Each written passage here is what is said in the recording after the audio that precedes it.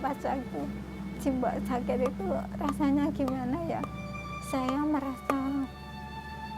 merasa berdosa banget.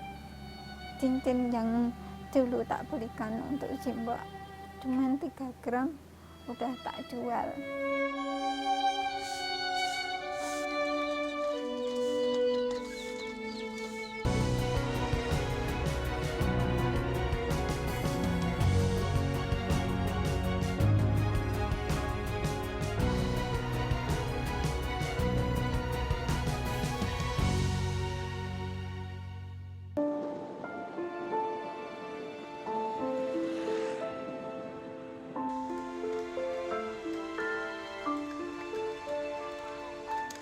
Inilah Parmi, perempuan tangguh yang berjuang di tengah keterbatasannya.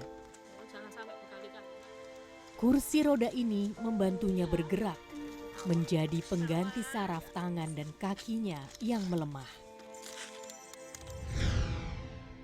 27 Mei 2006, gempa berkekuatan 5,9 skala Richter meluluh lantakan daerah istimewa Yogyakarta dan sekitarnya.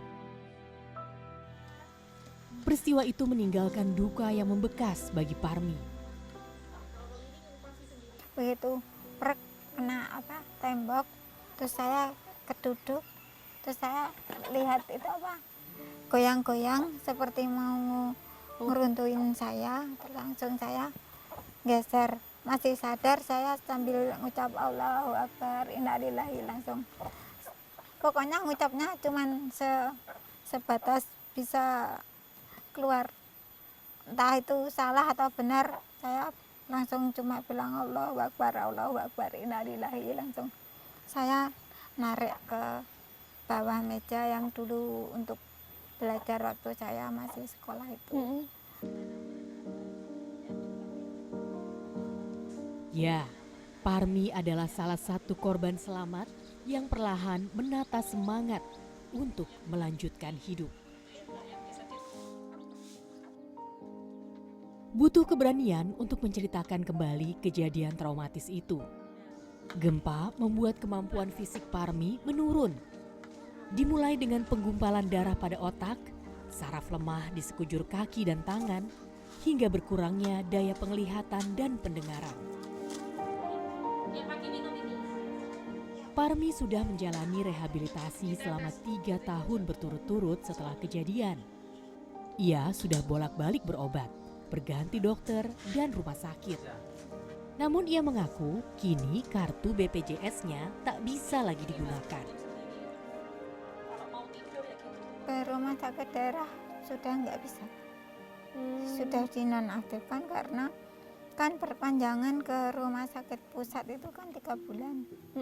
Jadi selama 3 bulan itu mungkin nggak terpakai atau gimana gitu ya. Padahal saya seminggu mesti ke sana. Terakhir berarti 2019. Dari 2019 sampai sekarang sudah pernah berobat lagi nggak? Enggak. Jadi Enggak, ini udah nggak pernah diapa-apakan ini, Mbak? Enggak. Cuman tak tahan aja. Sejak merawat Simbok, badan saya sendiri enggak saya apa-apakan. Kalau misalnya sakit, cuma minta tolong untuk dikerokin gitu aja. Kadang kalau sampai hilang suara ya udah dinikmati aja, nggak ngomong gitu. Kasihan kan Simbok, kalau udah sepuh harusnya Simbok itu bahagia, masa aku harus masih sambat-sambat gitu. Jadinya ya sakitnya saya nikmati aja.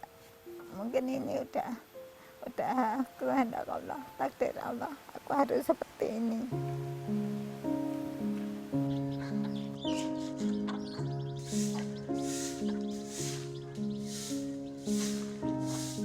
Ibundanya tercinta, Ngatijem adalah sosok pemantik semangat. Walaupun fisik sang ibu tak lagi kuat seperti dulu. Maklum saja, usianya sudah menginjak kepala 8. Ngatijem sempat jatuh sakit pada 2019 hingga tak bisa bangun dari tempat tidur selama berbulan-bulan. Sementara ayah Parmi sudah meninggal ketika ia masih kecil.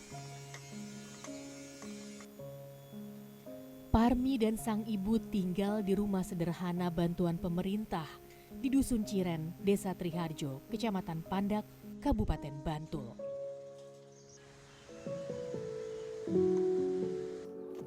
Dimasukkan sini ya, Mbak. Oke. Di sini. Untuk hidup sehari-hari, Parmi harus mandiri. Ia menjadi pembuat emping melinjo.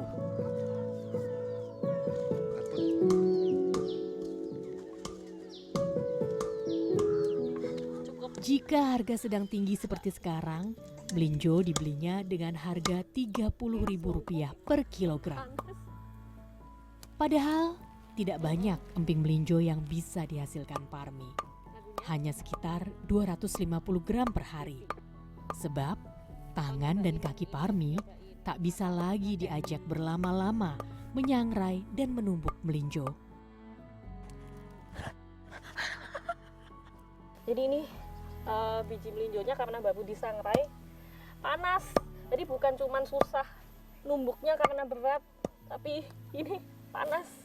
Ini udah lumayan ini yang agak anget. Tadi yang baru pertama kali tuh panas. Nek kaget loh. Oh, kalau masih panas bisa lebih gampang ini Iya, ya. kalau masih panas bisa Oh gitu, memang sengaja lebih panas. tipis. Belum lagi, ternyata peralatan yang kami pakai sudah tidak berfungsi optimal. Oh, ini karena sudah apa? Ngelupas gitu, Mbak? Iya, Oh, kalau melupas ini. kalau batunya ini nggak rata Iya, juga kurang- ngaruh ke kurang hasil empingnya ya. tebelnya. Oh, iya jadi jelek ya. Iya.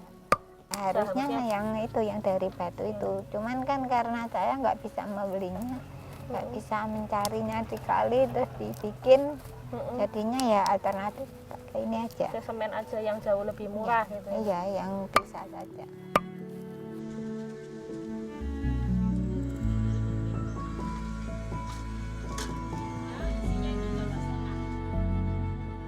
Simbokku cuman pengen cincin, tapi saya belum bisa menyampaikan sampai sekarang, belum bisa memenuhi keinginan simbok.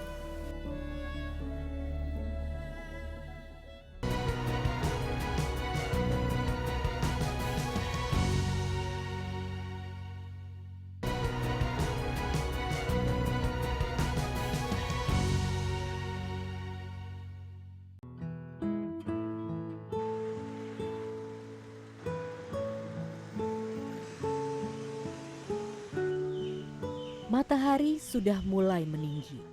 Proses pembuatan emping melinjo masih berlanjut. Setelah ditumbuk hingga pipih, emping melinjo dijemur di bawah sinar matahari hingga kering. Proses ini memakan waktu paling lama. Jika cuaca panas, butuh waktu sekitar 3 hingga 4 jam saja. Tetapi jika cuaca sedang mendung atau hujan, 1 hari belum tentu cukup untuk menjemur emping.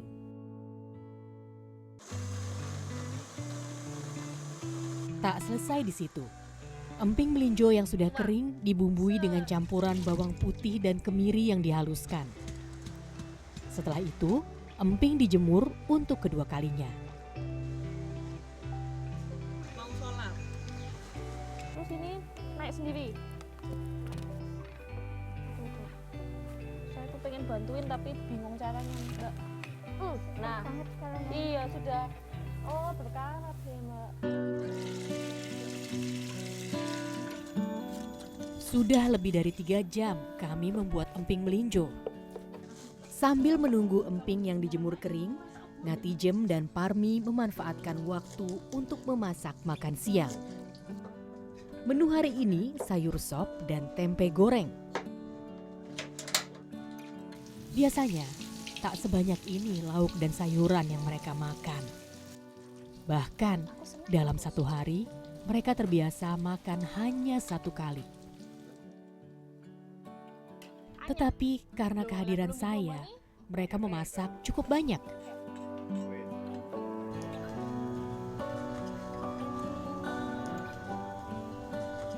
Allahumma barik lana fima razaqtana wa qina adzabannar. Dalam kesederhanaan, mereka tulus ingin menjamu.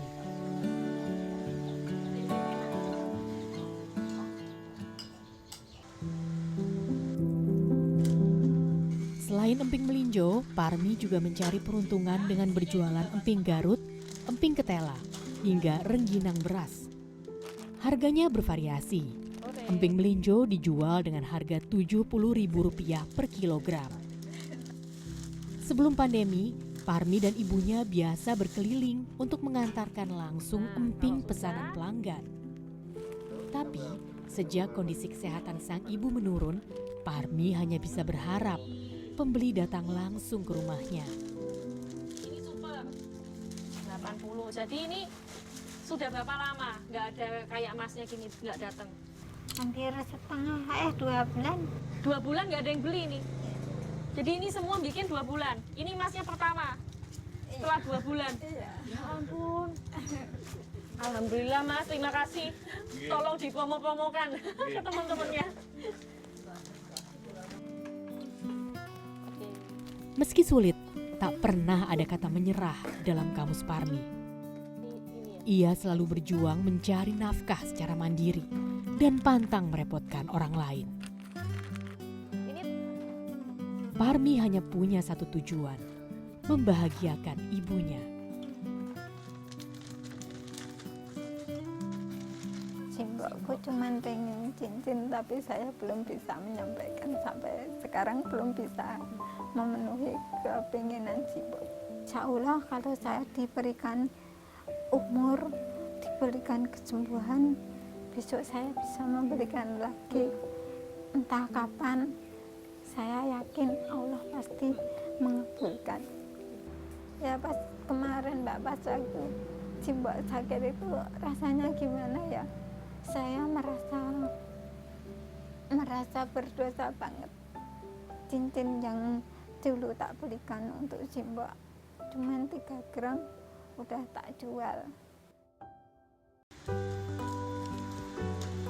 Mbak, macam ini Mbak, tak kasih. Nah, dikasih itu loh. Buat simbok.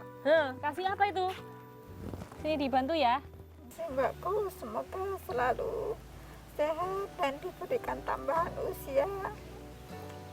Karena selama ini hidup saya teman untuk simbok.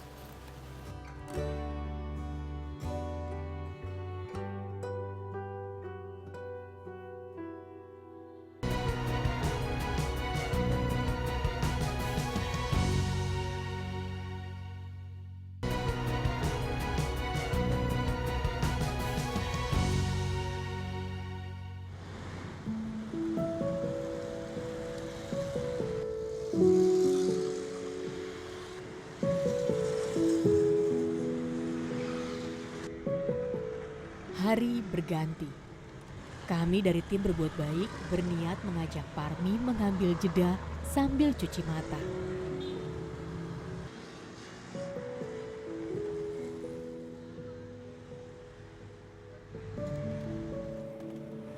Ke pasar.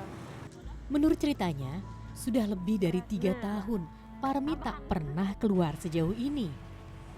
Selain itu, kebetulan persediaan plastik kemasan dan alas untuk membuat emping melinjo sedang habis. Kami menemani Parmi membeli keperluan tersebut di Pasar Bantul. Si ibu mau cari plastik yang habis plastik apa? Yang bikin alas 2 meter aja. 2 meter aja kalau gitu ya. Iya.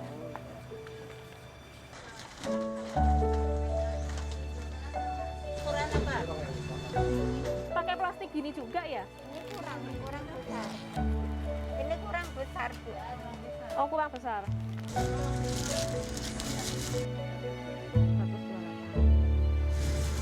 Terima kasih ya, Bu. Sudah, nggak apa-apa.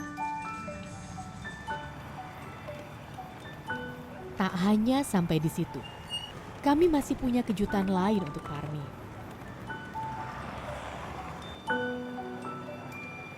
Rame.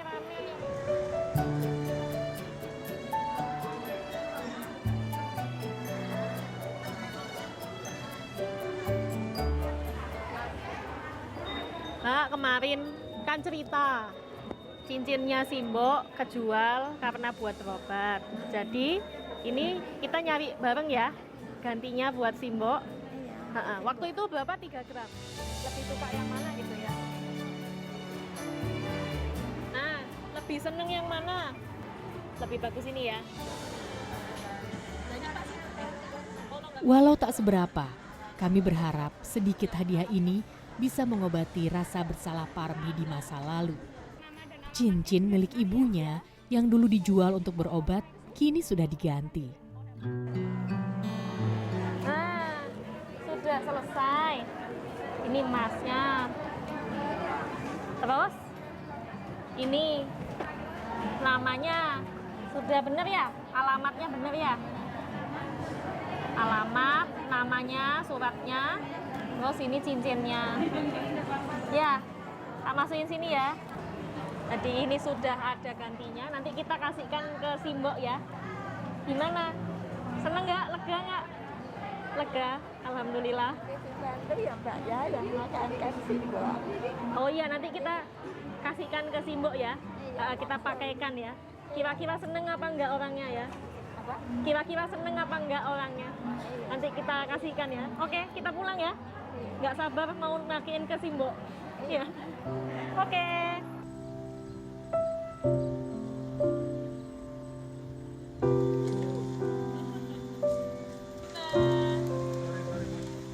Di plastik. Nah, habis dari Pasar Bantul tadi sama Mbak Parmi beli plastik. Nah, terus ada lagi nggak Mbak Parmi tadi Ada lagi, yang dibeli? ada kertas Simbah. untuk Simbok. Nah itu loh, Dan dikasih itu loh. pros buat Simbok. Kasih apa itu? Sini dibantu ya. Nah, dikasih apa? Nih, Mbak Parmi ngasih. Ini Mbak, Dikasih cincin. sembian tak jual, saya tak belikan. Dibelikan lagi. Terima kasih. Terima kasih. Mau nyoba? Dicoba ya. Dicoba. Dibantuin ya sama saya ya. Nah, ini set. Nah, ini ya. Mudah-mudahan cukup. Sip, Sip Mbak, sip. sip. Seneng nggak dibelikan cincin? Matur nuwun. Terima kasih. Terima kasih ini ke anaknya. Iya. Iya. Sama-sama. Nah, Selain itu, kami juga memberi sedikit tambahan untuk menopang pekerjaan Parmi dan ibunya. Batu asli yang lebih kokoh untuk alas menumbuk emping melinjo. apa itu, Mbak? Wah, Batu. betul. Gotuto. Ya. Abot, Terima kasih, Mas. Nah, di taman mana tahu sini langsung ya, Mbak. Jinggo nuto. Boleh ya, Mas, minta tolong, Mas. Ya. Nah. Gonuto. Nah.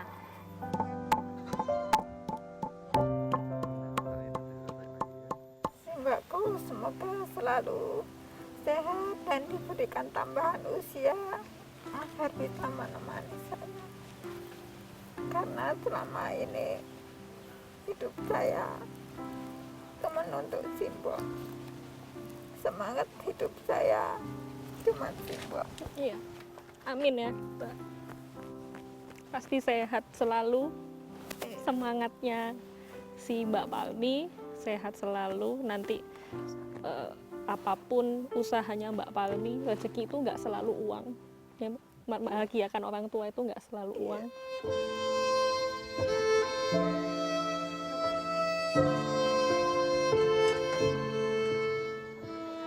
Parmi mengajarkan kita bahwa jatuh bukan alasan untuk tidak segera bangkit. Kekurangan bukan alasan untuk berhenti berjuang. Parmi punya mimpi sederhana, bisa memberi warna lebih terang di kehidupannya dan sang ibu.